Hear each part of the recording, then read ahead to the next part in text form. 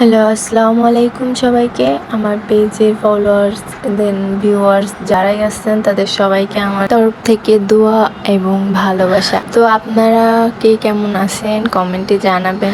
আজকে আমি আপনাদের কাছে পুরো অন্যরকম একটা ভিডিও শেয়ার করব। মানে আমরা তো সবাই জানি যে হিন্দু ধর্মের যারা আছে সোমবারে বা তাদের কিছু কিছু অনুষ্ঠানের সময় তারা নিরামিষ খায়।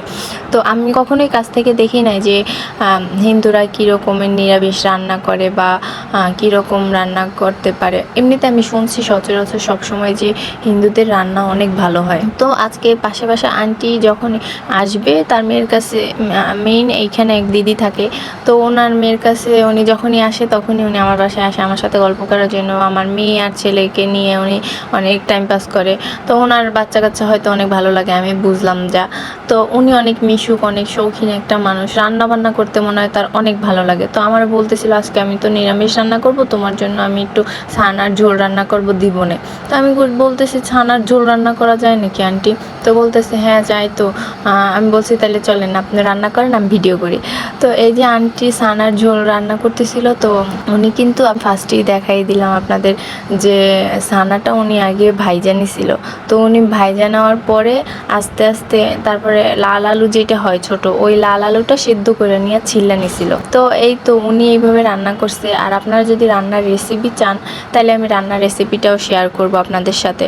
তো তারপরে আমি শুধু ভিডিওটাই করতে চাইছি। আন্টিও বললাম যে আমার দেওয়া লাগবে না, আজকে আমি অনেক রান্না বান্না করছি। তারপর আন্টি আমার দিয়ে গেছে। তো আমার মাছ টাছ ইদানিং এমনিতে খাইতে মন চাইতেছে না, এমনি অসুস্থ, তার মধ্যে মাছ গোশ ঈদের মধ্যে খাইয়া একেবারে অভক্তি হয়ে গেছে। তো আজকে সব সবজি দিয়ে আন্টির হাতে সব সবজি খাইলাম। আসলে আমি পেট ভইরা ভাত খাইতে পারছি। মানে ওরা যখন নিরামিষ খায় তখন ওরা পেঁয়াজ রসুন এগুলো ব্যবহার করে না।